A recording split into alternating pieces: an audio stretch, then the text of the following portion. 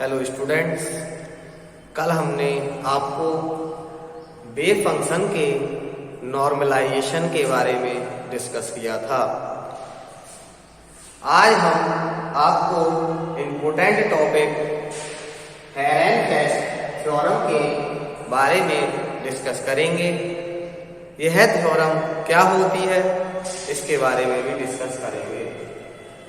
Quantum mechanics में जब कोई पार्टिकल चलता है तब एक जो वेव होती है वह पैकेट्स में, समूहों में या बंडलों के रूप में चलती है। जब वेव पैकेट्स में या बंडलों में चलती है तब उन वेव्स को हम फोटॉन्स कहते हैं।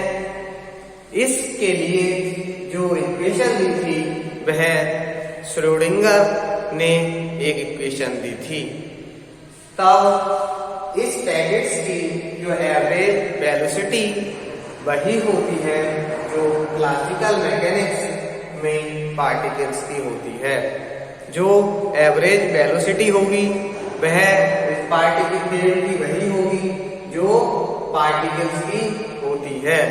यह स्टेटमेंट हेरेनफेस्ट ने अपनी थ्योरम में दिया, जिसे हम हेरेनफेस्ट थ्योरम कहते हैं। यह थ्योरम क्या होती है, इसका मैथमेटिकल फॉर्म आपके सामने है। उपरोक्त थ्योरम की मैथमेटिकल फॉर्म इस प्रकार होगी। पहली जो होगी वह dx/dt इक्वल टू px/m होगी, जो कि इसका फर्स्ट पार्ट है। यहाँ पर हमारा जो dx/dt है वह वेव पैकेट्स की एवरेज वेलोसिटी है।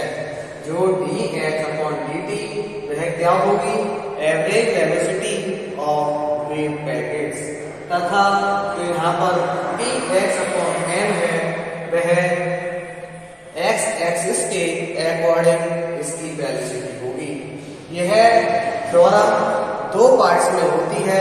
पहला पार्ट आपका ए पार्ट, दूसरा पार्ट है आपका बी पार्ट। बी पार्ट आपका क्या है, dpx/dt इक्वल टू -dpx/dx। इसे हम fx भी कहते हैं।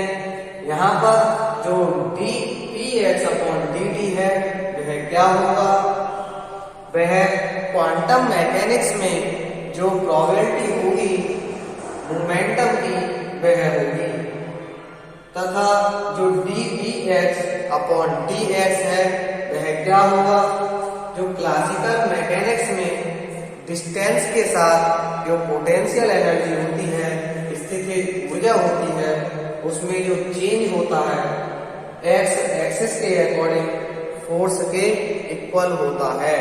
इसलिए हम इसे फोर्स इक्वल होता है तब हम Fx यहाँ पर लिखते हैं। अब इसका प्रूफ फर्स्ट पार्ट का तथा सेकंड पार्ट का दोनों का प्रूफ देखेंगे। फर्स्ट पार्ट का प्रूफ जो हमारा है dx/dt इक्वल टू px/m। इस इक्वेशन का पार्ट ए हम प्रूव करेंगे, जो हमारा था 3x/dt इक्वल टू px/m। यह हमारा पार्ट ए है, इसे हम प्रूव करेंगे। माना m द्रव्यमान के किसी पार्टिकल की जो पोजीशन है वह x है और किसी समय टाइम t पर x की जो एक्सपेक्टेशन वैल्यू क्या होगी, expectation value x equal to integral -infinite से इनफाइनाइट साइज का x कैप dx होगी। हमने इस इक्वेशन को इक्वेशन नंबर फर्स्ट मान लिया। अब हम इस इक्वेशन का टाइम t के सापेक्ष डिफरेंशियल करेंगे, तब इसका जो डिफरेंशियल होगा वह इस प्रकार होगा, dx/dt इक्वल टू -इनफाइनाइट से इनफाइनाइट एक्स कैप हमने बाहर ले लिया और टाइम टी के सापेक्ष इसका डिफरेंशियल रहा, तब del upon del T psi star D X, इसको हमने इक्वेशन नंबर 2 मान लिया। अब साई के लिए जो साई है हमारा वेव फंक्शन, उसके लिए जो श्रोडिंगर वेव इक्वेशन होती है जो हमने बताई थी, साई के लिए जो वेव इक्वेशन होती है श्रोडिंगर की, यहाँ पर हम टाइम डिपेंडेंट वेव इक्वेशन लेंगे जो कि इस प्रकार थी, i H cut del psi upon del T equal to minus H cut square upon 2m del square psi upon del X square plus B psi. हमने इसे इक्वेशन नंबर 3 मान लिया जो कि टाइम डिपेंडेंट थी, इसलिए हमने इस इक्वेशन को लिया। यदि जो वेव फंक्शन साई है उसका जो कॉम्प्लेक्स कंजुगेट है, साई का कॉम्प्लेक्स कंजुगेट क्या होता है, साई स्टार होता है, हो तब इसकी जो इक्वेशन होगी वह इस प्रकार होगी। जो साई की इक्वेशन थी हमने इसके कंजुगेट की इक्वेशन लिखनी है, तो साई के स्थान पर सब जगह साई स्टार लिखेंगे। तब हमने इस इक्वेशन को लिखा, i H cut del psi star upon del T equal to minus H cut square upon 2m del square psi star upon del T plus B psi star. हमने इस इक्वेशन में साई के बदले साई स्टार जो कि wave function का conjugate था, इस इक्वेशन को इक्वेशन नंबर 4 हमने नोट कर लिया। अब हम इसमें क्या करेंगे, जो हमारी इक्वेशन नंबर 3 है, इस इक्वेशन में हम दोनों तरफ साई स्टार से मल्टीप्लाई कर देंगे। तब जब हम इस इक्वेशन में साई स्टार से मल्टीप्लाई करेंगे तब जो इक्वेशन आएगी वह इस प्रकार होगी, i H cut psi star del psi upon del T equal to H cut square upon 2m psi star del square psi upon del T plus B psi psi star. हमने इस equation को equation number 5 मान लिया। इसी प्रकार जो हमने complex conjugate Sai star की जो इक्वेशन लिखी थी श्रोडिंगर की, उसमें भी हम साई से मल्टीप्लाई करेंगे। जब साई से मल्टीप्लाई करेंगे तब जो इक्वेशन होगी वह इस प्रकार होगी, आई एच कट साई, हमने इधर भी साई से मल्टीप्लाई करा, del psi star upon del T equal to minus H cut square upon 2m psi del square psi star upon del T plus B psi star psi. हमने इस वाली equation को equation number 6 मान लिया। अब हम इसमें क्या करेंगे, जो हमारी इक्वेशन नंबर 5 आई है और इक्वेशन नंबर 6 आई है, हम इसको 5 में से 6 को घटा देंगे, तब जो हमारी इक्वेशन आएगी वह इस प्रकार होगी। इसमें हमने इक्वेशन नंबर 6 तथा 5 दोनों को जब घटाया तब जो हमारी इक्वेशन आई वह इस प्रकार आई, आई एच कट, हमने लेफ्ट हैंड साइड वाले को बताया, now psi star del psi upon del T plus psi del psi star upon del T. इसमें से दोनों में से आई कट एच कट बाहर लिया इक्वल टू इस राइट हैंड साइड वाले में minus H cut square upon 2m common लेने के बाद जो अंदर बचा psi star del square psi upon del X square minus psi del square psi star upon del X square. इसके बाद हमने इस इक्वेशन में जो हमारी ये फॉर्म बनी, जो है कौन सी फॉर्म बनी, जो है दो वैल्यू की डिफरेंशियल फॉर्म बनी। जब हम दो वैल्यू का डिफरेंशियल करते हैं तब पहला सेम दूसरे का डिफरेंशियल प्लस दूसरा सेम पहले का डिफरेंशियल करते हैं। तब इस वाली फॉर्म को हमने इस प्रकार लिखा, del upon del t bracket में psi star equal to minus H cut square upon 2m इस वाली फॉर्म में हमने डेल अपॉन डेल एक्स दोनों में से कॉमन लिया, तब हमारे पास del psi star del psi upon del t minus psi del psi star upon del x बचा। अब हमने इस वाली इक्वेशन में से जो आई एच है उसे हमने राइट हैंड साइड में लेकर आए, तब हमारी equation del upon del T sign psi star equal to minus H cut square upon i H cut 2m del upon del X psi star psi del psi upon del X minus psi del psi star upon del X. अब हमें H cut से H cut तक cancel हो गया, आई वाला ऊपर line और y यहाँ पर आ जाएगा, तब जो इक्वेशन बनेगी del upon del X del T psi psi star equal to i H cut upon 2m del X psi star del psi upon del X minus psi del psi star upon del X.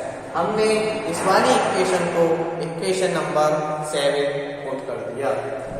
अब ये value जो आई है del upon del T psi psi star की, हम जो equation number हमने 2 थी उसमें एक्सपेक्टेशन वैल्यू जो थी x की, उस वाली वैल्यू में हम इसकी वैल्यू पुट करेंगे। जब वैल्यू पुट करने पर जो इक्वेशन नंबर 2 में d x upon D T equal to integral minus infinite से infinite x cap i H cut, ये वाली जो वैल्यू है हमने इस वाली यहाँ पर पुट कर दी। तब इस वैल्यू को पुट करने के बाद हमने I H cut upon 2m इसमें से बाहर निकाल लेंगे, तब जो हमारी इक्वेशन आएगी वह इस प्रकार आएगी। इस इक्वेशन में जो राइट हैंड साइड है उसमें हम इंटीग्रल करेंगे। जब हम इंटीग्रल करेंगे तब इंटीग्रल का फॉर्मूला जो होता है वह इस प्रकार होगा D x upon D T equal to i H cut upon 2m। तो हमने इसी प्रकार लिख लिया, जो पूरी वैल्यू थी यह सेम रही। इसके बाद जो हमने अंदर की वैल्यू थी उसका इंटीग्रल करा माइनस वैल्यू का इंटीग्रल, तब जो इक्वेशन आई वह इस प्रकार आई। अब हम जानते हैं जब अधिक दूरियां होती हैं, अधिक दूरियों के लिए जो वेव फंक्शन साई होता है उसकी जो वैल्यू होती है वह 0 होती है, क्योंकि उसका जो मान वह समाप्त हो जाता है। तब साई और del psi upon del X की वैल्यू जो समी इक्वेशन है हमारी, इसके पहले भाग में ये वाला पोर्शन है इसमें तो 0 हो जाएगी। तब हम इक्वेशन को किस प्रकार लिखेंगे, del D x upon D T equal to minus i H cut upon 2m, minus का साइन यहाँ से आया हमारा, इंटीग्रल माइनस इनफाइनाइट से infinite psi star del psi upon del X minus psi del psi star upon del x DX. यह हमारी equation number 8 आई। और इसके बाद हम जानते हैं कि पी एक्स की जो एक्सपेक्टेशन वैल्यू होती है वह इस प्रकार होती है, p x equal to minus i H cut integral minus infinite से infinite psi star del psi upon del x upon del t. अब हमने इस वाली इक्वेशन को इस प्रकार लिख दिया, i H cut upon i square integral minus infinite to infinite psi star del psi upon del x DX. अब हमने जो यहाँ का जो आई था, आई से आई कैंसिल करके एक आई था वो इधर ले आए, एच कट था दूसरी इसके अपॉन में ले आए, तब हमारी इक्वेशन नंबर ये आई।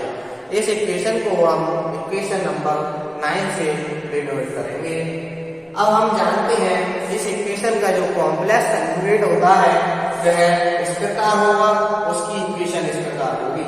तब इसकी जो कॉम्प्लेक्स कंजुगेट की equation i minus i p h upon H cut equal to integral minus infinite से infinite sine del psi star upon del x dx. हमने इस इक्वेशन को इक्वेशन नंबर 10 डिनोट कर लिया। तब जो इक्वेशन नंबर 9 थी तथा इक्वेशन नंबर 10 थी, इसकी जो वैल्यू है हम इक्वेशन नंबर 8 में पुट करेंगे। तब जो इक्वेशन नंबर 8 में पुट करने पर del x upon del t equal to i minus i H cut upon 2m del i upon H cut P X plus i upon H cut P X आएगी। हमने इसको जब solve करा तब हमारी equation number D x upon D T equal to minus i square P X upon M. I square की value -1 होती है, माइनस माइनस प्लस होगा, जो हमारी वैल्यू आई वह ये आई D x upon D T equal to expectation value P X upon M. यही हमारी एरेनफेस्ट की थ्योरम का जो पहला पार्ट था वह यही था। अब हम कल की वीडियो में आपको एरेनफेस्ट थ्योरम की पार्ट बी के बारे में डिस्कस करेंगे।